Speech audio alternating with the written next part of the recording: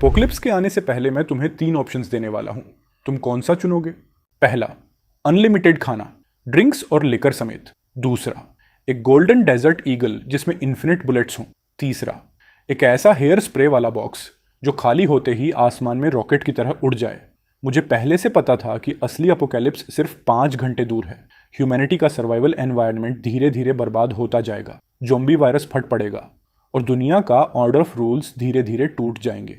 Apocalypse में सबसे बड़ा इशू फूड स्कैरेसिटी होगा, इसलिए मैं बिना सोचे पहली ऑप्शन चुन लेता हूँ। अंदर से मैं थोड़ा एक्साइटेड भी हूँ। चुपचाप सोचता हूँ, ब्रो एक कोका कोला दे दे थोड़े आइस के साथ। अगले ही सेकंड एक ठंडी कोक मेरी हथेली में प्रकट हो जाती है। मैं सच में शॉक्ड हूँ। ये सब रियल है। अमेजिंग। अपोकलिप्स आने ही वाला है। सर्वाइवल की रूल्स भी बदलने वाले हैं। अब मुझे ये मिजरेबल लाइफ नहीं जीनी। अब लाइफस्टाइल चेंज करने का टाइम आ चुका है। आज से पिग नहीं खाऊंगा। सिस्टम मुझे 10 मीट स्केवर्स दे दो। मैं आराम से स्केवर्स खाना शुरू करता हूँ।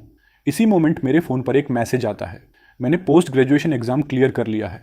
और अब वो लड़की लिखती है, हमको कुछ बातें क्लियर करनी होंगी। हमें ब्रेकअप कर लेना चाहिए। अब हम एक ही दुनिया के लोग नहीं रहे।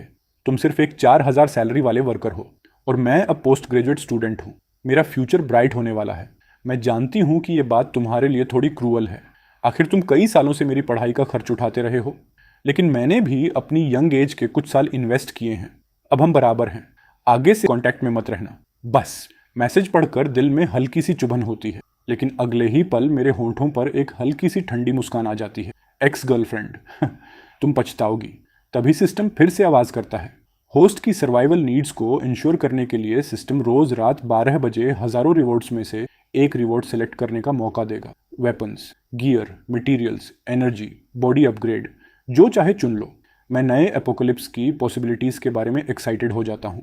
पहले की दुनिया में मैं बस एक साधारण इंसान था, लेकिन अब आने वाली दुनिया में मैं अपना पूरा गेम बदल दूंगा। ये सोचकर मैं अपनी इलेक्ट्रिक बाइक पर हैप्पीली अपने रेंटेड रूम की ओर निकल पड़ता हूँ। लिफ्ट का इंतजार करते करते मुझे पड़ोसन की आवाज़ सुनाई देती है, ओए वर्कर दूर हटो, पसीने की बदबू आ रही है। मैं उधर देखता हूँ। मेरी पड़ोसन सैन बनुए, बैंक की जॉब वाली, अपनी नाक पकड़कर मुझे घूर रही है। मैं 301 में रहता हूँ और वह अपने नए नवेले पति वंग सेन के साथ 302 में। 1 महीने पहले मैंने उसे व्हाइट वेडिंग ड्रेस में देखा था और सच कहूँ वो लड़की अपीयरेंस और फिगर दोनों में ईजिली 90/100 थी। मेरी एक्स से तो 100 गुना ज़्यादा अट्रैक्टिव। ऐसा टाइप जिसे देखकर किसी का भी माइंड थोड़ा सा नॉटी हो जाए। मैं उसे देखता हूँ और मेरे होंठों पर फिर वही हल्की रहस्यमयी मुस्कान आ जाती है। सैन बान्यू चिढ़ जाती है, क्या घूर रहे हो? पूरे दिन काम करके थक जाती हूँ और ऊपर से तुम्हारे जैसे लूजर से सामना हो जाए तो दिन खराब हो जाता है। उसका हस्बैंड एक कॉर्पोरेट कंपनी में हाई एग्जीक्यूटिव है। दोनों अपने आप को सोसाइटी की एलीट समझते हैं और हम जैसे लोगों को दिल से नीचा समझते हैं। लिफ्ट आती है। मैं अंदर चला जाता हूँ। सैन बान्यू क्लियरली डिसाइड करती है कि वो अगली लिफ्ट लेगी, लेकिन दरवाज़ा बंद होने से पहले मैं धीरे से बोल देता हूँ, बाय द वे अगर रात में भूख लगे तो मेरे पास आ जाना। दरवाज़ा बंद। सैन बनुए शॉक हो जाती है। उसके चेहरे पर इंस्टेंट गुस्सा आ जाता है। मुझे क्यों समझा तुमने? क्या मैं तुमसे खाना मांगने आऊँगी? पागल हो क्या? मैं कमरे में पहुँचता हूँ। वार्डरोब खोल कर सारा विंटर स्टफ निकालता हूँ, क्योंकि बहुत जल्द एक्सट्रीम कोल्ड अपोकैलिप्स आने वाला है। तभी अचानक दरवाज़ा ज़ोर ज़ोर से पीटा जाता है। बाहर से सैन बान्यू की आवाज़, ओ ये लूज़र बाहर निकल। अभी एक्सप्लेन करो आपने वो बात क्यों कही थी। छुप मत जाना, पता है अंदर ही हो। इसी आवाज़ में उसका हस्बैंड भी बाहर आता है। क्या हुआ साउए? इस लूज़र के दरवाजे पर क्यों चिल्ला रही हो? हस्बैंड, ये लूज़र मेरा हरासमेंट कर रहा है। इसे मैं चैन से रहने नहीं दूंगी। उसका पति गुस्से में मेरी तरफ देखता है, लेकिन जैसे ही मेरी ठंडी और स्टेडी नज़र से उसकी नज़र टकराती है, उसका गुरूर गायब हो जाता है। बॉडी से वो काफ़ी कमज़ोर दिखता है और मैं तो सालों से हैवी मजदूरी करता आया हूँ। अगर फाइट शुरू हो जाए रिजल्ट ऑब्वियस है। वो तुरंत एटीट्यूड बदलकर मुस्कुराते हुए बोलता है, अरे भाई आ गए, ज़रूर थक गए होंगे, आराम कर लो। दोनों जल्दी से पीछे हटते हुए बात करते हैं। तुम भाग क्यों रहे थे? नहीं मैं डरा नहीं हूँ, हम एलीट लोग हैं और वो एक सोशल ड्रॉप आउट होगा, जेलस है हमसे। लकी लोग हमेशा थोड़ी रियायत दे देते हैं। चलो छोड़ दो। मैं घर के अंदर आता हूँ, सारी विंडोज़ डोर्स बंद करता हूँ, अपनी सारी बचत निकालकर फाइनल तैयारी करता हूँ। रात होते होते गर्म हवा में ठंडी लहर फैलने लगती है और आसमान से धीरे धीरे काले धुएं जैसी ब्लैक स्नो गिरने लगती है। इसके बाद बर्फ ऐसे गिरने लगी जैसे किसी ने इसे आज़ाद कर दिया हो। सिर्फ आधे घंटे में ही हालात बिगड़ गए। टेम्परेचर सीधा 30 डिग्री से 0 डिग्री पर आ गिरा और अभी भी नीचे जा रहा था। मैं थोड़ा एक्साइटेड था क्योंकि रात के 12 बज चुके थे और आज की लॉगिन रिवॉर्ड ये थी। पहला, 10,000 सेट स्पेशल मटेरियल से बनी विंटर जैकेट जो -100 डिग्री तक के एक्सट्रीम कोल्ड को रोक सके। दूसरा, वायरलेस बैटरी पैक, मार्केट के हर इलेक्ट्रॉनिक डिवाइस की बैटरी इसमें शामिल। तीसरा, एक यू डिस्क जिसमें सारी ब्लू कोर मूवीज और शॉर्ट्स थे। चौथा, ऐसे सन क्रिस्टल्स जिन्हें खाओ तो जेनेटिक लेवल पर एडिक्ट हो जाओ। मैंने सोचा और पहला ऑप्शन चुन लिया। टेम्परेचर बहुत फास्ट गिर रहा है, फिलहाल सबसे जरूरी चीज है गर्म रहना। वैसे सिस्टम मजाक कर रहा है क्या? 2 दिन से चौथा ऑप्शन इतना वियर्ड क्यों दे रहा है? जैसे ही मैंने पहला ऑप्शन चुना, बस एक थॉट आया और काली मोटी विंटर जैकेट मेरे हाथ में प्रकट हो गई। मटेरियल कुछ अलग ही था, पहनते ही फील हुआ, भाई ये तो सिल्क जैसी स्मूथ और कैश्मीर जैसी सॉफ्ट है। पहनते ही मेरा चेहरा चमक उठा। ये जैकेट सिर्फ ठंड नहीं रोकती, ये खुद गर्मी भी जनरेट करती है। हाथ पैर चेहरा जितना एक्सपोज स्किन है, कहीं भी ठंड नहीं लग रही। ऐसा लग रहा जैसे बाहर विंटर चल रहा हो और मेरे आसपास सिर्फ स्प्रिंग। फूड और वार्मथ का टेंशन पूरा खत्म। मैं आराम से खिड़की के पास बैठ गया और चांदी सी बर्फ को पूरे शहर को ढकते हुए देखता रहा। अचानक नीचे से एक जोरदार चीख सुनाई दी। मैंने थोड़ा अनमने मन से नीचे देखा, लेकिन जैसे ही देखा मेरी सांस अटक गई। एक लड़के के चेहरे पर अचानक दरारें पड़ने लगीं। एक्सपोज स्किन पूरी तरह क्रैक से भर गई। आसपास के लोग डरकर पीछे हट गए, पर आधे मिनट में ही वो लड़का आंखें फाड़कर जमीन पर गिर पड़ा और वहीं ठंड में जमकर मर गया। लोग चीखते हुए भागने लगे, लेकिन वो अकेला केस नहीं था। थोड़ी ही देर में कई लोगों के शरीर पर ऐसी ही दरारें दिखने लगीं। पूरा सोसाइटी क्योस में बदल गया। मैं ध्यान से ऑब्जर्व करने लगा। ये सब थोड़ी देर पहले बाहर बर्फ में खेल रहे थे। इसका मतलब ये बर्फ टॉक्सिक है। जिसकी स्किन पर ये टॉक्सिक ब्लड पड़ी, 5 मिनट में क्रैक्स और 30 सेकंड में डेथ। ये जहर कंटेजियस है या नहीं पता नहीं। मेरी सांस तेज हो गई। ये सच में बहुत डेंजरस है। कुछ ही देर में नीचे 10 से ज्यादा लोग मर चुके थे। मैंने फोन निकाला और न्यूज देखी। Toxic snow confirmed. ये हेडलाइन टॉप ट्रेंड्स में थी। हमारी सोसाइटी के ओनर ग्रुप में भी हाहाकार मच गया। किसी के पास मेडिसिन है? बच्चे को बचा लो। पानी, मिनरल वाटर, स्नैक्स चाहिए, मैं डबल प्राइस दूंगा। बाहर हालात बहुत खराब हैं, कोई हेल्प करो। समझदार लोग जान चुके थे कि ये कोई छोटा डिजास्टर नहीं है। सिर्फ 1 घंटे में बर्फ आधा मीटर ऊंची हो चुकी थी और रुकने का नाम नहीं ले रही थी। मैंने दरवाजे खिड़कियां चेक की ताकि जरा सी भी बर्फ अंदर ना आए और फिर आराम से सो गया। अगली सुबह 8 बजे उठा, खिड़की के पास गया और देखा तो मेरा मुंह खुला रह गया। कल जो बॉडीज दिख रही थीं वो सब अब बर्फ के नीचे दब चुकी थीं। बर्फ की ऊंचाई अब पहली मंजिल को पार कर चुकी थी। टेम्परेचर गिरकर -30 डिग्री सेल्सियस हो चुका था। सौभाग्य से अभी स्नोफॉल रुकी हुई थी। जैसा सोचा था, पानी, बिजली, गैस सब बंद। ये टॉक्सिक स्नो अपने आप में खतरा थी, ऊपर से अब बिजली भी नहीं। इतने लो टेम्परेचर में लोग कैसे सरवाइव करेंगे? मुझे कोई टेंशन नहीं थी। मैं घर में बैठकर हॉटपॉट खा रहा था, हॉट ड्रिंक पी रहा था और ग्रुप चैट की हालत देख रहा था। पूरी रात पैनिक के बाद लोग शांत पड़ चुके थे। शायद खून के जहर ने असर किया हो। अब हेल्प मैसेजेस भी कम थे और कोई हेल्प करने वाला नहीं था। पूरा दिन मैं घर से बाहर नहीं निकला। रात 12 बजे नई रिवॉर्ड आ गई। चौथा ऑप्शन हमेशा की तरह वियर्ड था। दिल तो गोल्डन डेजर्ट ईगल पर आ गया, पर आखिर में मैंने दूसरा ऑप्शन चुन लिया। लगता है रिवॉर्ड्स रिपीट हो सकती हैं तो घबराने की जरूरत नहीं। अगली बार गन फिर आई तो सिलेक्ट कर लूंगा। जैसे ही मैंने स्ट्रेंथ अपग्रेड ली, मुझे फील हुआ एक दमदार पावर बॉडी में उठी। मैंने सामने की वुडन स्टोन डाइनिंग टेबल पर मुक्का मारा और उसका कोना टूटकर बिखर गया। 0 pen, 0 damage, pure brute strength. अगले 3 दिन मैं घर में ही रहा। हैवी स्नोफॉल आती जाती रही। बर्फ ऑलमोस्ट मेरे बेड की हाइट तक जमा चुकी थी। मुझे फ्रेशली रोस्टेड गोल्डन चिकन भी रिवॉर्ड में मिला और एक टैलेंट एबिलिटी भी, every shot hits the target. तीसरी रिवॉर्ड में मैंने कांस्टेंट टेम्परेचर ओवन लिया। ये डिवाइस लोटस जैसा है, साइज में बस हथेली भर। इसे हल्की नीली रोशनी निकलती है, न बैटरी चाहिए न फ्यूल, एनर्जी इन्फिनिट। इसका इफेक्ट जहां रख दो वहां 3 मीटर रेडियस तक टेम्परेचर हमेशा 26 डिग्री सेल्सियस रहेगा। पर वॉलस के पार काम नहीं करता, लेकिन मेरे पास तो 10,000 हैं। कुछ भी घर में रखूंगा, पूरा घर गर्म हो जाएगा। मैं बस थोड़ा चुपचाप बैठा रह गया।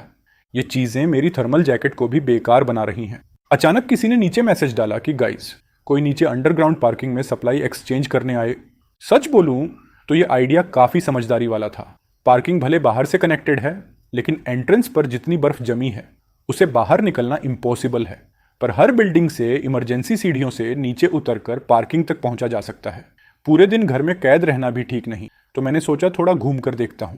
अंडरग्राउंड पार्किंग में पहुंचते ही देखा पूरा एरिया भीड़ से भरा हुआ है। मैंने अंदाज़ा लगाया, पूरे रेजिडेंशियल कॉम्प्लेक्स में करीब 14 बिल्डिंग हैं, यानी करीब 2700 लोग, लेकिन यहाँ मुश्किल से 600 लोग मौजूद थे। मतलब सिर्फ 5 दिनों में इतनी बड़ी आबादी न जाने कहाँ गायब हो गई। मुझे नहीं लगता कि सब मर गए होंगे। बर्फ रात में शुरू हुई थी, ज़्यादातर लोग उसके कांटेक्ट में आए ही नहीं। शायद कई फैमिलीज के पास अभी भी खाना पीना स्टॉक में है और उन्हें ट्रेडिंग की ज़रूरत नहीं। कहीं पानी के बदले 30,000 mAh की पावर बैंक, कहीं सिगरेट के बदले इंस्टेंट नूडल्स। मैंने चारों ओर स्कैन किया, सबको सिर्फ 2 चीज़ें चाहिए, खाना और पानी। थोड़े लोग दवाइयाँ मांग रहे थे क्योंकि टेम्परेचर इतनी तेज़ी से गिरा है कि आधे लोग ठंड और फ्लू से बेहाल हैं। पानी की बोतलें भी जम गई हैं, पर गर्म पानी से पिघल तो जाएंगी। तभी मेरी नज़र हैंग सेन और सेनान्यू पर पड़ी। उनके सामने सोना चांदी का ढेर लगा था। लगता है ये अपनी पूरी दहेज तक बेचने आ गई है, लेकिन यहाँ किसी को गोल्ड सिल्वर से कोई मतलब नहीं। इस दुनिया में अब मनी बराबर यूजलेस। लोग उन्हें इग्नोर कर रहे थे। सेन ने ऊपर देखा, मुझे देखा और तिरछी सी स्माइल दी। उसकी आंखों में साफ था कि उसे मेरे लिफ्ट वाले शब्द याद आ गए थे, अगर भूख लगे तो रात में मेरे पास आ जाना। शायद उसे सच में लगा कि मुझे पहले से पता था बर्फ गिरने वाली है। मैं उसे इग्नोर करके आगे बढ़ा। फिर मेरी नज़र एक खूबसूरत लड़की पर पड़ी, किसी सेलिब्रिटी से कम नहीं। वह अकेली एक कोने में बैठी थी, उसके सामने ब्रांडेड पर्स, कॉस्मेटिक्स, लेकिन कोई पूछने वाला नहीं। लोग सिर्फ ये कह रहे थे। पहली जानकारी, खून वाली टॉक्सिन सिर्फ स्किन कांटेक्ट से फैलती है, हवा से नहीं। ये अच्छी खबर थी, वरना कोई वेंटिलेशन भी नहीं करता। दूसरी, कुछ लोग भूख से मजबूर होकर बाहर एक्सपेरिमेंट करने गए थे। रिजल्ट ये निकला कि अगर तुम छाता लेकर जाओ और खून को टच न करो तो तुम उन जगहों पर चल सकते हो जहां बर्फ कम हो। प्रॉब्लम यह है कि अभी रेजिडेंशियल एरिया में बर्फ की गहराई 3 मीटर से ज्यादा है। बाहर निकलना ऑलमोस्ट इम्पॉसिबल। कुछ लोग घर के टूल्स से अपने व्हीकल मॉडिफाई करके बाहर निकलने की बात कर रहे थे। Honestly pure nonsense. इतनी बर्फ में जेसीबी भी फंस जाए, वहां कार क्या करेगी। तीसरी खबर, जिन लोगों को खून की टॉक्सिन लगी है उनकी प्यूपल्स पूरी सफेद हो रही हैं। उनके फ्रोजन चेहरे इतने डरावने लगते हैं कि बस। मैंने सोचा ये वाकई फ्यूचर ज़ॉम्बीज बन सकते हैं, और अगर मौसम गर्म हुआ तो बॉडीज डिफ्रॉस्ट होंगी। फिर इसलिए मैंने मन में ठान लिया, आगे से कोई भी स्ट्रेंथ बूस्ट वाला विकल्प आया बस वही चुनूंगा। जितनी ताकत उतनी सर्वाइवल चांस। तभी वही लड़की लिनस्यू मेरे पास आई। ग्वापो, ये ब्रांडेड बैग्स हैं, हज़ारों डॉलर के, थोड़ा खाना दे दो ना इनके बदले।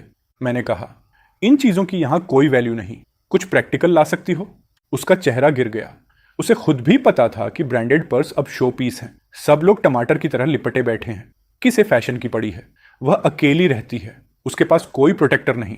उसका असली वैल्यू एसेट सिर्फ वही खुद थी, लेकिन वो भी इतनी जल्दी सरेंडर नहीं करना चाहती थी। वह फिर बोली, ग्वापो। उसने जेब से एक काली प्लास्टिक बैग निकाली। मैंने खोला और सच में स्पीचलेस हो गया। अंदर भरे थे लंबे छोटे सिल्क, नेट, हर तरह के महिलाओं के स्टॉकिंग्स, और वो भी यूज़ किए हुए। और वो मुझे गुआपो बुलाकर समझ रही थी कि मैं कोई लूजर हूं जो ये चीजें लेकर खुश हो जाऊंगा। वह झुककर बोली, यूज्ड हैं, वॉश भी नहीं किए, समझदार हो ना। मैंने बैग वापस पकड़ा दिया। मुझे फालतू एक्सचेंज की जरूरत नहीं थी। मैं तो बड़े शिकार के लिए फिशिंग लाइन फेंक रहा था। मैंने जेब से एक ब्रेड बाहर निकाली और उसके सामने कहा, अगर सच में खाना है तो मेरे घर आ जाओ, हम दोनों एडल्ट हैं। समझ रही हो मैं क्या कह रहा हूं। वह वहीं खड़ी दांत भींचती रह गई। प्री अपोकैलिप्स वर्ल्ड में वह मेरे जैसे बंदे को घूरना भी पसंद न करती, पर अब उसके पास कोई और चारा नहीं। मेरे पास खाना था। मैं आगे बढ़ गया। करीब 2 मिनट घूमने के बाद अचानक इमरजेंसी एग्जिट का दरवाजा धड़ाम से खुला और वहां से 3 पहाड़ जैसे आदमी बाहर भागे। हर किसी के हाथ में किचन वाले बड़े चाकू। सैनब्याओ, जो इस पूरे गैंग का लीडर था, उसके चेहरे पर इतनी मोटी मोटी परतें थीं कि एक नज़र में ही लगता था कि यह बंदा हार्डकोर क्रिमिनल है। भाइयों, छीन लो। बोलते ही वो सबसे आगे दौड़ पड़ा और सबसे पास वाले स्टॉल पर टूट पड़ा। उस स्टॉल की मालकिन करीब 70 साल की बूढ़ी औरत थी। उसके पास सिर्फ एक डिब्बा था, बुजुर्गों वाला मिल्क पाउडर। यही उसकी आखिरी उम्मीद थी खाने के बदले में कुछ पाने की। लेकिन सनब्याओ ने बिना सोचे समझे वो डिब्बा छीन लिया। बूढ़ी ने उसका हाथ पकड़कर अपनी चीज वापस लेने की कोशिश की, लेकिन सनब्याओ की आंखों में ठंडापन चमका। उसने किचन वाला चाकू उठाया और बिना किसी दया के वार कर दिया। बूढ़ी वहीं धड़ाम से गिर पड़ी, बिल्कुल बेबस। ये आदमी लोगों को मार रहा है। किसी ने चिल्लाया और पल भर में सब लोग जान बचाने के लिए भागने लगे। मैं जरा भी नहीं डरा। आखिर मैं रोज चेक इन करके रिवॉर्ड्स लेता हूँ और पिछले 2 दिन से मैंने फिजिकल स्ट्रेंथनिंग चुना हुआ है। ये तीनों लौंडे मेरे सामने कुछ नहीं है, लेकिन फिर भी मैं किसी और की लड़ाई में दखल देने नहीं वाला था। भीड़ के साथ साथ मैं भी डिस्को वाली तरफ धीरे धीरे चल ही रहा था कि तभी लगा कई दिनों बाद आखिरकार ऑर्डर टूट चुका है। जब बात सर्वाइवल पर आती है ना, तो इंसानियत का हर चमकता टुकड़ा मिट्टी में मिल जाता है।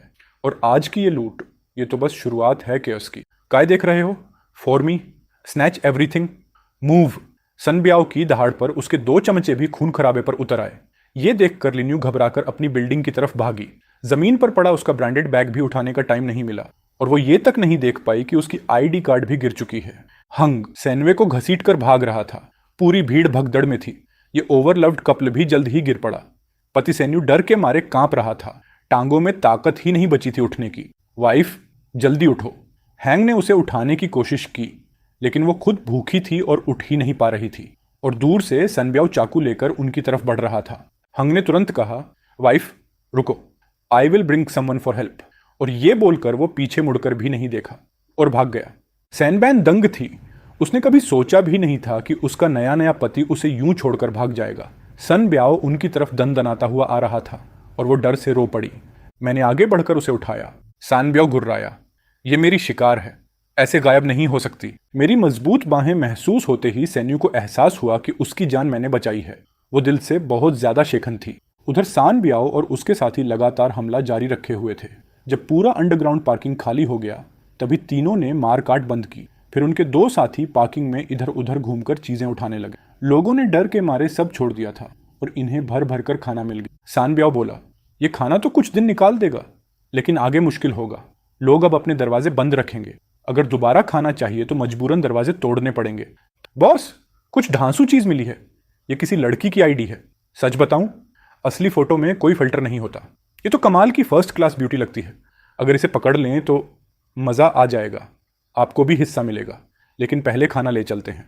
मैंने सैन्यू को उसके बिल्डिंग तक पहुंचाया और इमरजेंसी एग्जिट का दरवाज़ा ब्लॉक किया। फिर अपने फ्लोर पर लौटा। उसने अपनी दरवाज़ा देखते ही ताकत जुटाई और धड़ाधड़ पीटने लगी। वेन, वंगेन, डोर खोलो। तुम कायर हो, अपनी वाइफ को छोड़कर भागे हो और खुद घर में छुपे हो। शर्म नहीं आती? आवाज़ इतनी तेज और पागलपन से भरी थी कि मज़ा आ गया। मैं अपनी दरवाजे पर टिककर पूरा तमाशा देखने लगा। अंदर डरा कंपाता वांग सेन पी फोल से झांका। जब उसने देखा कि बाहर सिर्फ उसकी वाइफ और मैं हूं, तब जाकर वो हिम्मत करके दरवाजा खोला। बेन्यू, तुम ठीक हो ना? अंदर आओ जल्दी, वरना वो लोग वापस आ जाएंगे। बन्युए फट पड़ी। शादी से पहले तो बहुत मर्द बनते थे, लव फॉर एवर बोलते थे। डेंजर मिला तो वाइफ को छोड़कर भाग गए। मैं अंधी थी जो तुमसे शादी कर ली। मैं किनारे खड़ा ये पूरा सीन एंजॉय कर रहा था, और ये देखकर वांग सेन का चेहरा और भद्दा हो गया। वो बोला, नहीं बन्यू, मैं डर नहीं रहा था। मैं तो हेल्प लेने गया था, पर कोई मिलने को तैयार ही नहीं था। इसलिए टूल्स लेने वापस आया था ताकि तुम्हें बचा सकूं। तुम मानो प्लीज। तो फिर दरवाजा बंद क्यों कर दिया था? इस सवाल का कोई जवाब उसके पास नहीं था। बेन्युए रोते झीकते बोली, घर का सारा खाना पीना खत्म हो गया है। अभी अभी मेरा मिरर ब्रेसलेट भी खो गया। मैं क्या करूं? मैं अभी भी यंग हूं। मैं तुम्हारे साथ भूख से मरना नहीं चाहती। और रोना शुरू कर दिया। इस वक्त सैन्यू पूरी तरह लाचार थी। वांग सेन भी उतना ही बेबस था। सोसाइटी में खुद को बड़ी एलाइट क्लास समझता था, सालाना लाखों कमाता था, लेकिन इस हालात के सामने उसकी औकात साफ दिख रही थी। अचानक उसकी नज़र मेरी तरफ गई। मैं जो एक कोने में खड़ा मुस्कुराते हुए पूरा सीन एंजॉय कर रहा था। उसी वक्त उसे एहसास हुआ कि कुछ तो गड़बड़ है। ये लड़का दिखने में सही ठाक लग रहा है, चेहरा भी फ्रेश है, इसे बिल्कुल भूख नहीं लगी। वांग सेन हिचकिचाते हुए बोला, भाई तुम्हारे घर में खाना है क्या? हाँ, और काफ़ी है। ग्रेट, क्या थोड़ा हमारे साथ शेयर करोगे? Naturally no. मैंने जेब से एक ठंडी ड्रिंक निकाली, एक घूंट लिया और कड़क आवाज के साथ कैन खोली। हेवनली सोल्जर वाला साउंड आया। ऊपर से ड्रिंक आइस कोल्ड थी। मजा आ गया। वांग सेन और उसकी बीवी की आंखें गुस्से से बाहर आने वाली थीं। उन्हें देखकर मैं अंदर ही अंदर हंसा। कभी भी एक गरीब दिखने वाले लड़के को अंडर एस्टिमेट मत करो, वरना बाद में पकड़ में भी नहीं आओगे। वांग सेन ने गोल गोल मुस्कुराहट डाली। हम पड़ोसी हैं, जैसा कहते हैं, near by neighbour is better than far away relative. तुम थोड़ा खाना दे दो, बदले में जब स्थिति ठीक हो जाएगी तो मैं तुम्हें अपनी कंपनी में जॉब दिलवा दूंगा। 6000 पर मंथ, चलो 8000 ही सही। मैं हंस पड़ा। ये आदमी अभी भी प्री एपोकलिप्स माइंडसेट में जी रहा है। मैंने एक क्रिस्पी फ्राइड चिकन का बड़ा सा पीस निकाला और खाना शुरू किया। वांग सेन और उसकी बीवी की आंखें उसी चिकन पर टिकी रह गईं। सेन्वे धीमी आवाज में बोली, प्लीज, हम पैसे देकर खरीद लेंगे। टाइम बदल चुके हैं। अभी भी समझ नहीं आया तुम्हें दोनों को? वांग सेन ने पूछा। तो फिर क्या चाहिए तुम्हें? किस बात पर तुम खाना शेयर करोगे? मैंने आंखें थोड़ी सिकोड़ कर सैन्यू को देखा और हल्की मुस्कान दी। सिंपल है, मेरा घर पिछले कुछ दिनों से थोड़ा मैसी है। मुझे एक औरत चाहिए जो साफ सफाई कर दे। तुम्हारी पत्नी मेरी मेड बन सकती है। रोज सुबह 8 बजे से रात 8 बजे तक मेरा घर साफ, खाना पीना सर्व करे। सैलरी? उसे मैं दिन में 3 टाइम खाना दूंगा और घर जाते वक्त एक ब्रेड का स्लाइस और एक पानी की बोतल लेकर जा सकती है। डील कैसा है? सेन्यू का चेहरा लाल हो गया। वह गुस्से से बोली, तुम हद कर रहे हो। मैं तुम्हारा घर क्यों साफ करूं? मैं एक एलाइट सोशल लेडी हूं और तुम एक डिलीवरी बॉय। मेड बनूं? Are you kidding me? मैं बोला, तो रहने दो, कोई इशू नहीं, और मैंने अपनी डोर बंद कर दी। मेरे पास तो खाने पीने की फुल सप्लाई है, मुझे कोई जल्दी नहीं। रात में मैंने मूड में आकर हॉट पॉट बनाया, बीफ, मटन, लॉबस्टर, जो चाहो सब। दूसरी तरफ रूम 302 में वेंगसेन और उसकी बीवी बिल्कुल चुप बैठे थे। घर का सारा खाना खत्म हो चुका था। भूख से सो भी नहीं पा रहे थे। अचानक वांगसेन बोला, ये हॉटपॉट की स्मेल। दोनों ने एक दूसरे को देखा। पेट पीठ से चिपक चुका था। हॉटपॉट की खुशबू ने हालत और खराब कर दी। वांगसेन ने चुपके से दरवाजा खोला। हाँ, खुशबू मेरे घर से ही आ रही थी। उसने फुसफुसाकर कहा, वाइफ, क्यों ना तुम उसके यहां काम कर लो। क्या तुम अभी भी वही बात कह रहे हो? सब साफ सफाई ही तो करनी है। अगर वो कुछ गलत करेगा तो तुम चिल्लाना, मैं दौड़कर बचाने आ जाऊंगा। सैन्यू के दिल में अब गर्मजोरी नहीं बची थी। उसका दिल ठंड से भी ज्यादा ठंडा हो चुका था। उसे महसूस हुआ कि ये आदमी जो शादी से पहले जेंटल, चार्मिंग, कल्चर्ड दिखता था, असल में कितना कमजोर और सेल्फ सेंटर्ड है। सिर्फ खाने के लिए अपनी बीवी को दूसरे आदमी के घर भेजने को तैयार। वह अंदर ही अंदर टूट गई। मैं अपने घर में मजे से हॉटपॉट और कोल्ड बियर के साथ बैठा था। तभी दरवाजे पर नॉक हुआ। मैंने पीपहोल से देखा, सैन्यू थी। मेरे चेहरे पर एक अजीब सी स्माइल आ गई। मैंने दरवाजा खोला। वह बोली, मैं तुम्हारी मेड बनूंगी। हॉटपॉट की स्मेल उसके चेहरे पर पड़ते ही उसके अंदर मरा हुआ दिल धीरे धीरे वापस धड़कने लगा। शायद मेरे साथ रहना एक बेहतर ऑप्शन था। कम से कम जिंदा तो रह सकती थी। उसने ये भी नोट किया, इतनी ठंड में भी मैं इतनी हल्की कपड़ों में बिल्कुल आराम में हूं। यह कैसे पॉसिबल है? मैंने सैन्यू को देखा, फिर पीछे खड़े वांगसेन को, जिसके चेहरे पर गिल्ट, डर और लालच सब कुछ एक साथ थे। मैंने उसकी तरफ एक ब्रेड का पीस और एक बोतल पानी फेंक दिया। वांगसेन ने उसे ऐसे पकड़ लिया जैसे उसे लाइफलाइन मिल गई हो। वो तुरंत पैकेट फाड़कर खाने लगा। मैंने दरवाजे की तरफ देखा और कहा, अंदर आ जाओ। सेन बान्यू ने कमरे में रखा स्टीमिंग हॉटपॉट देखा और खुद को रोक ना सकी। वो धीरे धीरे अंदर आ गई। पीछे से वांगसेन बोला, बान्यू, घबराना मत, कुछ चाहिए तो बस आवाज देना। लेकिन मैं दरवाजा उसके चेहरे पर ही बंद कर देता हूं। उसकी बात वहीं कट जाती है। अंदर कदम रखते ही बन्यू एक पल के लिए ठिठक गई। उसे ऐसा लगा जैसे वो नॉर्थ पोल से सीधे समर रिजॉर्ट में आ गई हो। घर इतना गर्म था जबकि बिजली तो कहीं नहीं थी। 2 दिन से भूखे पेट। उसकी आवाज टूट गई, मुझे थोड़ा खाने दो प्लीज। मैंने ठंडी नजर से कहा, अपनी आइडेंटिटी मत भूलो, मुझे बॉस कहो। उसके चेहरे पर शर्म, गुस्सा, डर सब एक साथ तैर गया। लेकिन भूख इंसान की ईगो पिघला देती है। उसकी आवाज बहुत धीमी थी, जी बॉस। मैंने A4 पेपर का एक पन्ना निकाला और उसकी तरफ फेंक दिया। ये हैं काम के रूल्स, ठीक से फॉलो करना। उसने पेपर उठाया और पढ़ते ही उसकी आंखें फैल गईं। इसमें साफ लिखा था, घर में काम करते वक्त एक फिक्स्ड यूनिफॉर्म पहननी होगी। बॉस की बात फाइनल होती है, कोई बहस अलाउड नहीं। बॉस घर आए तो हर बार रिस्पेक्ट के साथ ग्रीट करना होगा। वो कांप उठी, ये बहुत ज्यादा है, मैं वापस जाना चाहती हूँ। मैंने ठंडी निगाहों से उसे देखा। मैंने सिर्फ इतना कहा, सोच लो, बाहर फिर से वही जमाने वाला ठंड, भूख और वो हस्बैंड जो तुम्हें छोड़ चुका है। वो दरवाजे तक गई, लेकिन जैसे ही गर्म कमरे की बाउंड्री पार की, बाहर का ठंडा झोंका उसके सीने में चुभ गया। वो वहीं रुक गई, वापस मुड़ी, फिर हल्के कांपते घुटनों के साथ नीचे बैठ गई। बॉस, आई एम सॉरी, मैं रूल्स फॉलो करूंगी। उसकी आवाज टूट चुकी थी, लेकिन सर्वाइवल हर डर से बड़ा होता है। रात को मैंने खाना खाया, थोड़ी सी हॉटपॉट बची रहने दी। उसे बाथरूम में वार्म वाटर दे दिया ताकि वो आराम से नहा सके। मैं वापस सोफे पर बैठा और कहा, अब ये असली जिंदगी है। आराम, सुरक्षा, गर्मी सब यहां है। बेन्यू ने चुपचाप बची हुई हॉटपॉट खाई और पहली बार उसे पेट भरने का एहसास हुआ। उसके अंदर जो रेजिस्टेंस था वो भी धीरे धीरे खत्म होने लगा। वो रूल्स फॉलो करते हुए घर साफ करने लगी, फिर काम पूरा करके सोफे पर ही सो गई। उसके चेहरे पर पहली बार शांति थी। रात के बीच सिस्टम रिवॉर्ड मिला। इस बार एक नई चीज अनलॉक हुई, मेड लेवल सिस्टम। मैं क्यूरियोसिटी में उसे चेक करने लगा। उधर दूसरी तरफ 302 वाली रूम में वांगसेन सारी रात सो नहीं पाया। उसे बस यही सुनाई दे रहा था कि उसकी पत्नी अब मेरी जगह पर है। गर्म कमरा, खाना, सुरक्षा, सब कुछ। सुबह 8 बजे वो आंखों के नीचे काले घेरे लिए मेरे दरवाजे पर आया। मैंने दरवाजा खोला। वायु कैसी है? यस्टरडे रात यहीं रुकी थी। वापस तो जाएगी, है ना? उसने अंदर झांका और उसकी पत्नी एक सिंपल मेड यूनिफॉर्म में काम कर रही थी। उसके चेहरे पर गुस्सा और झेलसी किसी भी वक्त फट सकते थे, लेकिन डर ने उसे रोके रखा। मैंने मुस्कुराते हुए कहा, अरे मैं तो भूल ही गया था, तुम्हारी पत्नी ने घर बहुत अच्छे से साफ किया है। I am very satisfied. मैंने बात खत्म करते हुए सिर घुमाकर सैन्यू की तरफ देखा। तुम पूरी रात काम करती रही हो, थकी हुई होगी, जाओ थोड़ा आराम कर लो। वो बोली, किचन और बाथरूम अभी तक साफ नहीं किए हैं, मैं आज वापस नहीं आऊंगी डार्लिंग, बाहर बहुत ठंड है, तुम घर लौट जाओ। मैंने हल्की मुस्कान दबाते हुए सिर हिलाया। उसकी बात सुनकर मैं अंदर से काफी सेटिस्फाइड था। वहीं दूसरी तरफ हैंगन गुस्से से फटने वाला था। उसकी आंखें अपनी बीवी पर टिक गईं। उसे सच में सब तोड़ फोड़ देने का मन था, लेकिन अगले ही सेकंड मैंने उसे एक ब्रेड का टुकड़ा और मिनरल वाटर की बोतल पकड़ाई। आज का सामान यही है। उसके अंदर का आग का गोला तुरंत आधा बुझ गया। Thank you, thank you. वो बोला, अगर सफाई बाकी है तो काम जारी रख सकती है, मैं डिस्टर्ब नहीं करूंगा। मैंने सेन बाणे की तरफ देखा। देखा, तुम्हारा हस्बैंड तुम्हारे लिए आया भी नहीं, उसे सिर्फ खाना चाहिए था।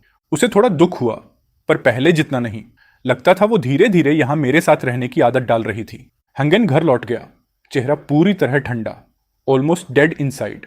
सेनवे का अब भी का बिहेवियर साफ बता रहा था कि वो अब मेरे कंट्रोल में आ चुकी है, और यही बात उसके अंदर आग जलाने लगी। तुम वहीं जाना चाहती थी, सही? उसने दांत पीसते हुए सोचा। नहीं, मुझे उसकी सारी फूड सप्लाई हथियानी पड़ेगी। इमरजेंसी स्टेयरकेस पर बिल्डिंग के बचे हुए कुछ लोग इकट्ठा हुए। हंगन का दिल ठंडा पड़ गया। पूरे बिल्डिंग में मुश्किल से 100 लोग बचे थे, बाकी सब ठंड, भूख या झड़ से मर चुके थे। एक आदमी बोला, स्थिति बहुत खराब है, हमें मिलकर काम करना चाहिए। कल हम सब अंडरग्राउंड पार्किंग में ट्रेडिंग करने गए थे, लेकिन फूड अलायंस ने हमला करके सब लूट लिया। अब कोई नीचे जाने की हिम्मत नहीं कर रहा। ऐसे में जिंदगी और मुश्किल होगी। मेरी राय है, उसने कहा, जो परिवार बचे हैं वो एक अलायंस बना लें, रिसोर्सेज शेयर करें और मिलकर इस क्राइसिस का सामना करें। भीड़ में से किसी ने चिल्लाया, बातें मत करो, सब भूखे मर रहे हैं, तुमसे रिसोर्सेज शेयर क्यों करें? एक और आदमी बोला, हर परिवार से एक जवान आदमी प्रोटेक्शन टीम में भेजो। हम पहली मंजिल के 101 से शुरू करके हर दरवाजे पर सप्लाईज के लिए सर्च करेंगे। जहां घर में कोई जिंदा ना मिले वहां से सारा सामान ले लेंगे। फूड अलायंस लोगों को मारती है तो हम चुप नहीं बैठ सकते। वो 3 हैं, हम 10 से ऊपर। डरने की जरूरत नहीं। लोग धीरे धीरे सहमत होने लगे। फिर सवाल आया, सप्लाईज बांटी कैसे जाएंगी? जवाब मिला, जो प्रोटेक्शन टीम में शामिल होंगे उन्हें हिस्सा मिलेगा। एक बूढ़ी औरत बोली, लेकिन मेरे घर में तो सिर्फ मैं और मेरी बेटी हैं, मैं 60 की हूं, हम तो हिल भी नहीं सकते।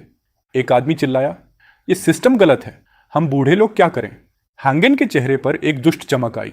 ओल्ड विच मुफ्त में खाना चाहती है। लेकिन वो बोल पाता उससे पहले एक मध्यम उम्र का आदमी फट पड़ा, मुझे परवाह नहीं तुम जियो या मरो, वही होगा जो वानसन कह रहा है। जो काम करेगा वही खाएगा। जो जीना चाहता है उसे ओबे करना होगा, जो नहीं मानेगा कॉन्सिक्वेंसेस झेलेगा। हंगेन ने मन ही मन इस बात का समर्थन किया, लेकिन भीड़ अचानक चीखने लगी। मध्यम उम्र के आदमी का चेहरा काला पड़ गया। उसने तुरंत उस औरत का सिर पकड़कर दीवार पर दे मारा। बार बार खून हर तरफ फैल गया। सर्वाइवल का दबाव अब पूरी तरह जानवरपन बन चुका था। वो आदमी उस औरत को वहीं पीट पीट कर खत्म कर देता है। ये देखकर बाकी सब भी डर के मारे जम जाते हैं। करीब दर्जन भर मर्द एक दूसरे को ऐसे देखते हैं जैसे किसी इनविजिबल लॉक को खोल दिया गया हो। बेकार लोगों को बाहर निकालो, काम के लोग रहेंगे, जो नहीं मानेंगे हटाओ यहां से। हंगेन स्तब्ध था। उसकी प्लानिंग थी, प्रोटेक्शन टीम बन जाए तो वो मुझे धमकाकर खाना ले लेगा और अपनी पत्नी को बचा लेगा। लेकिन उसने इंसानों की असली बुराई को अंडर एस्टिमेट कर दिया था। उसके जैसा डरपोक आदमी वहां रह भी नहीं सकता था। वो लड़खड़ाता हुआ अपनी फ्लैट की ओर भागा। घर लौटकर सैन्यू ने पूछा, मालिक, बाहर लड़ाई हो रही है, क्या हुआ?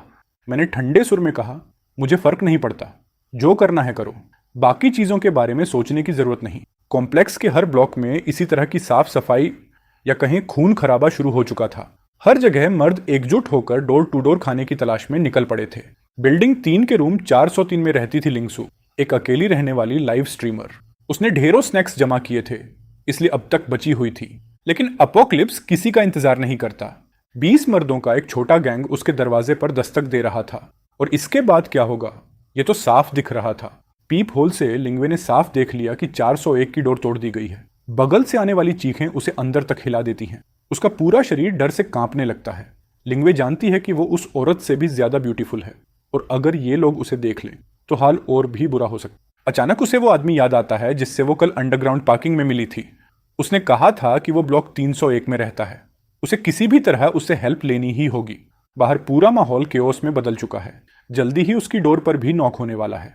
वो भागकर बैल्कनी पर आती है। आज बर्फ नहीं गिर रही थी। ये उसके लिए राहत की बात थी। वो विंडो की जमी हुई बर्फ हटाती है, शीशा खोलती है और बाहर झांक। ब्लॉक 3 और जिस बिल्डिंग में मैं था उनके बीच हार्डली 20 मीटर का गैप था। विंडो से बालकनी साफ दिखाई दे रहा था। वो बिना सोचे समझे घर की सारी बॉटल्स और कैंस नीचे फेंकने लगती है। उसका प्लान था कि किसी तरह मेरा ध्यान अट्रैक्ट हो जाए, पर उसकी एम बहुत खराब थी। कई बार फेंकने के बाद भी एक बार भी हिट नहीं हुआ। एंग्जाइटी बढ़ती जा रही थी। आखिरकार स्किन केयर वाली एक बॉटल मेरे विंडो के पास जाकर टकराई। ग्लास नहीं टूटा, लेकिन जोर का थड हुआ।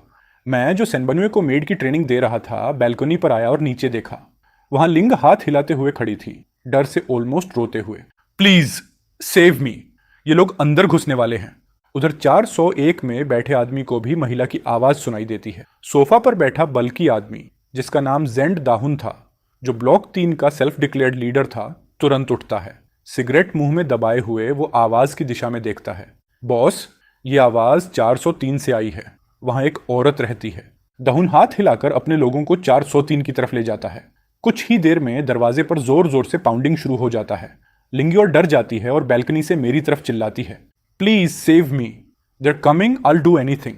मैं आर्म्स फोल्ड करके हंसी दबाते हुए कहता हूं, सेव तुम्हें कर दूं, लेकिन तुम्हें पता है उसकी कीमत क्या होगी। लिंगे की आंखें भर आती हैं। कांपती आवाज में बोलती है, बस मुझे बचा लो, मैं तुम्हारी गर्लफ्रेंड बन जाऊंगी। मैं हल्के से सिर हिलाता हूं, गर्लफ्रेंड की जरूरत नहीं है। और तभी सेन्यू, जो मेड वाला स्पेशल आउटफिट पहने हुए थी, धीरे धीरे मेरे पास आती है। लिंगू उसे देखकर शौक में जम जाती है। उसके चेहरे पर साफ लिखा था, यह बंदा नॉर्मल नहीं है, ये कुछ और लेवल पर है। मैं सेन्यू के बालों पर हाथ फेरता हूं और लिंगू की तरफ देखता हूं। आई कैन सेव यू, लेकिन प्राइस वही होगा जो उसने दिया है। उधर 403 की डोर आखिरकार टूट जाती है। जेन डहुन और उसके लोग अंदर घुसते हैं और बैल्कनी पर खड़ी लिंगुए को देखते ही उनके आंखों में लालच चमक उठता है। कोई आगे मत बढ़े, दाहुन कहता है। रिलैक्स गर्ल, हम सब तुम्हारा ख्याल रखेंगे। लिंगे आंसू रोकते हुए कहती है, आई डू एनीथिंग, बस मुझे जिंदा रहने दो। अगर मुझे ये लोग पकड़ गए तो पता नहीं कितनों के हाथों। लेकिन तभी दाहुन की नजर दूसरी तरफ जाती है। सामने वाली बिल्डिंग की विंडो में मैं खड़ा था और अगले ही सेकंड मैं विंडो से कूद चुका था। 20 मीटर का गैप क्रॉस करते हुए सीधे 403 के बैल्कनी पर लैंड करता हूं। जेन डाहुन के चेहरे पर डिसबिलीफ जम जाता है। मेरे लैंडिंग से उठी हवा अभी बैठी भी नहीं थी कि मैं सीधे उसके चेहरे के सामने आ चुका था। मेरे शूज का साइज 44 वाला भारी किक सीधा उसकी फेस पर लगता है और वो पीछे की तरफ गिरते हुए अपने आदमियों पर जा धम्मस से गिरता है। मैं खुद भी थोड़ा हैरान होता हूँ। लेवल 6 वाली स्ट्रेंथ, डेमन, ये तो बहुत ओपी है।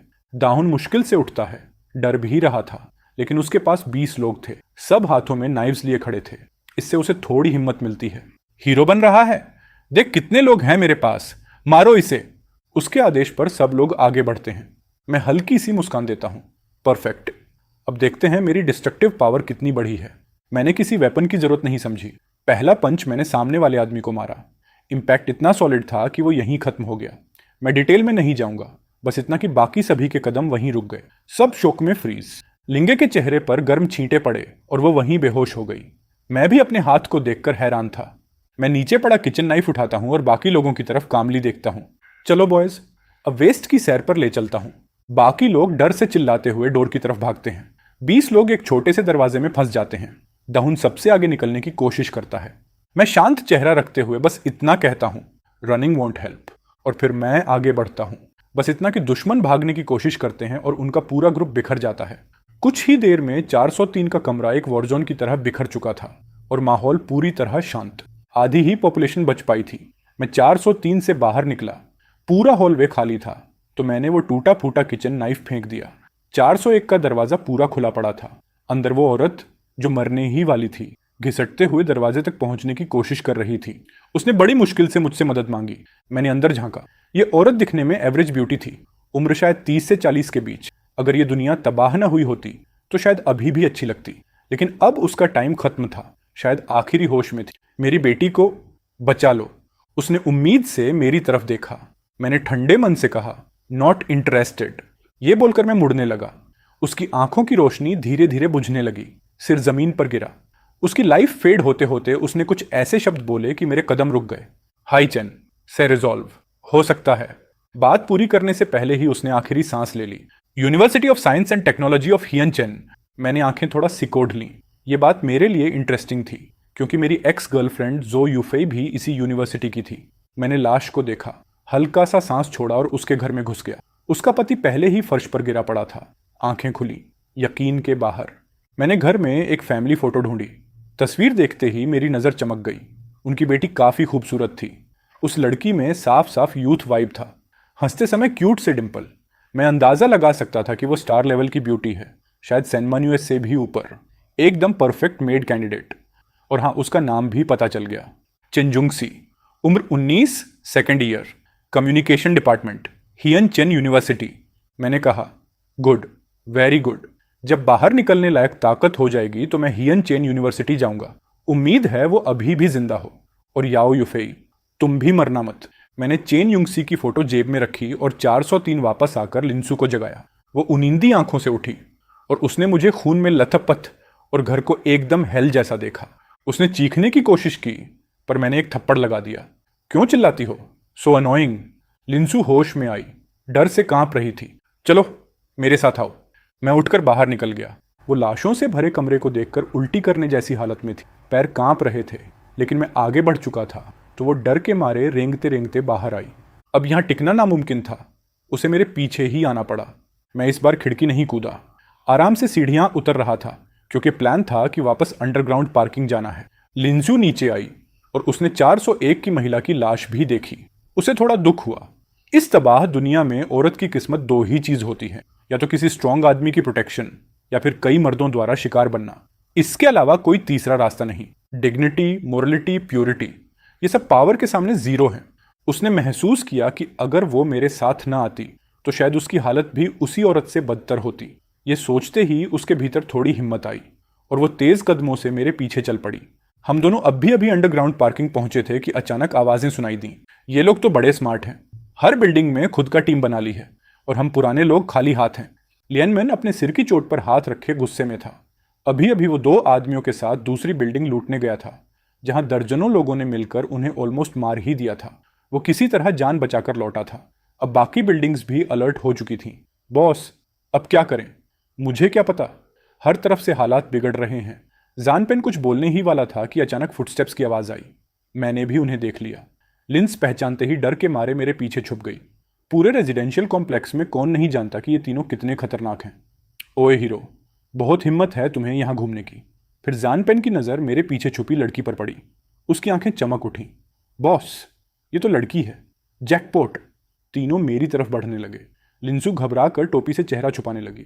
अरे छुपो मत ब्यूटी, फेस दिखाओ। लियनमैन हाथ बढ़ाकर लिंस की ठोड़ी पकड़ने ही वाला था। मैंने बिना एक्सप्रेशन बदले उसका हाथ झटका। अंधे हो? यहाँ मैं खड़ा हूँ। अब जाकर उन्होंने मुझे गौर से देखा। मैं लंबा और फिट था, लेकिन वो लोग मुझे सीरियसली नहीं ले रहे थे। जानपेन ने मेरे कपड़ों पर लगा खून देखा और हल्का सा भौहें चढ़ाईं।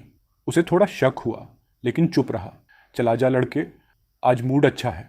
तुम्हें मारने का प्लान नहीं है। लड़की को हमें दे दो, तुम्हारी जान बच जाएगी। मैंने राहत की सांस ली। मुझे जल्दी है, अगर मरना है तो सामने आओ, बाद में मत कहना वार्निंग नहीं दी। ये बोलते ही मैंने लाइटनिंग किक मारी। तीनों की हड्डियां टूटने की आवाज़ गूंज उठी। कुछ सेकंड बाद वो ज़मीन पर तड़प रहे थे, दर्द से चीखते हुए, पसीने में भीगे हुए। लिंसू की आंखों में लिटरली चमक आ गई। ये आदमी सच में कमाल है। ये मैंने पीछे मुड़कर उसे देखा और अपनी जेब से अचानक एक गोल्डन डेजर्ट ईगल निकाली और उसके हाथ में थमा दी। इनको रोक दो, मैंने काम टोन में कहा। लिनुई हिल गई। अगर मैं उससे 1 लाख लोगों से भागने को कहता तो शायद वह कर लेती, लेकिन सामने खड़े 3 जिंदा इंसानों पर वार करना उसके लिए एकदम अलग चीज थी। जल्दी करो, अगर तुम्हें मेरे साथ सरवाइव करना है तो खुद को डिफेंड करना सीखना पड़ेगा। मैंने सीधी बात कही और बंदूक उसके हाथ में रख दी। गोल्डन डेजर्ट ईगल थोड़ी भारी थी। ठंडी मेटेलिक फील उसके हाथों में उतर गई और उसी पल उसे समझ आ गया कि यह कोई खिलौना नहीं है, यह रियल है। मैंने उसे शांत होकर समझाया कि बंदूक कैसे पकड़ते हैं, ट्रिगर कहाँ दबाना होता है। दोनों आदमी उसे देखकर हंस पड़े। यह क्या है, टॉय गन? उनमें से एक बोला। स्केयर करने की कोशिश मत करो गर्ल, दूसरे ने कहा। लेकिन लिनुए के अंदर का डर धीरे धीरे गुस्से में बदल गया। मैं उसके कान के पास झुककर बोला, ये लोग दूसरों को चोट पहुंचाते हैं, तुम डिफेंड करने का हक रखती हो। लिनु ने होंठ भींचे, आंखें नम हुईं और फिर उसने ट्रिगर दबाया। अंडरग्राउंड पार्किंग में एक भारी ब्लास्ट गूंजा। एक आदमी गिर पड़ा। बाकियों की आंखों में शौक था। वो दर्द से चीखते हुए भागने की कोशिश करने लगे। लिन्यू बंदूक पकड़े खड़ी थी। हाथ कांप रहे थे, लेकिन आंखों में पहली बार डर के बजाय अवेयरनेस थी। उसे इंस्टेंटली याद आया कि जो महिलाएं खुद को बचा नहीं पाती, उनके साथ दुनिया कितनी क्रूर हो सकती है। उसने बाकी आदमी की तरफ कदम बढ़ाए और गोली चलाई। इस बार बुलेट उसके पैर में लगी और वह दर्द से चीखते हुए गिर पड़ा। प्लीज मुझे मत, उसने कहा। मैंने पास आकर गन ले ली और शांत टोन में कहा, गुड। लिन्यू वहीं बैठ गई। उसके हाथ कांप रहे थे। उसने साइड में जाकर उल्टी कर दी। ये नॉर्मल था। कोई भी पहली बार इतनी टेंशन के बाद ऐसा ही फील करता है। मैंने आखिरी आदमी की तरफ देखा, जो अब डर के मारे गिरगिरा रहा था। मैं सब करूंगा। मत, मैंने उसे शांतिपूर्वक रोक दिया। थोड़ी देर बाद जब लिन्यू संभल गई, वह आंखें लाल किए मेरे पास आई। कुछ कहना चाहती थी, मगर शब्द नहीं निकल पाए। चलो घर, मैंने बस इतना कहा। हम दोनों कमरे की ओर चले। घर में दाखिल होते ही लिन्यू रुक गई। टेबल पर गर्मा गर्म खाना, सी फूड, बियर, स्टीम उठता राइस, साफ सुथरा कमरा, और सबसे ज्यादा एक सेफ वाइब। सेना सीधे मेरे पास आई। वेलकम होम मास्टर, उसने कहा। लिन्यू पहली बार सेना को ठीक से देख पाई। उसकी ब्यूटी से वो एक पल को स्टंड रह गई। मैंने कहा, ये नई हेल्पर है, इसे रूल्स समझा दो, मिस्टेक्स पसंद नहीं है। मैं खाने बैठ गया। सेना ने सिर झुकाया और लिन्यू को बाथरूम की तरफ ले गई। मेरे साथ चलो। जैसे ही दोनों अंदर गईं, सेना रुक गई। एक बात याद रखना, उसने कड़क टोन में कहा। एक बार इस घर में आ गई हो तो डिसिप्लिन जरूरी है, बिना अनुमति कुछ नहीं। लिन्यू डर गई, लेकिन आज के एक्सपीरियंस ने उसे मजबूती दी थी। उसने सिर झुका लिया। बाथरूम में सेना ने उसे साफ कराया, कम बोलते हुए। शायद वह भी अपने मन में बहुत कुछ सोच रही थी। बहुत सवाल मत पूछा करो, सेना ने कहा। यहाँ सरवाइव करना ही असली लक है। आधे घंटे बाद दोनों बाहर आईं। मैं खाना खा चुका था। मैंने एक बड़ी ऑस्ट्रेलियन लॉबस्टर उसके सामने रख दी। गुड जॉब, मैंने कहा। लिन्यू ने गर्म आंसू भरी आंखों से उस लॉबस्टर को देखा। इस बर्बाद दुनिया में इतने अच्छे खाने का मिलना किसी सपने से कम नहीं था। वह थोड़ी देर में पहली बार हल्का सा मुस्कुराई। मैंने सिस्टम पैनल में उसके स्टैट्स देखे और संतोष से सिर हिलाया।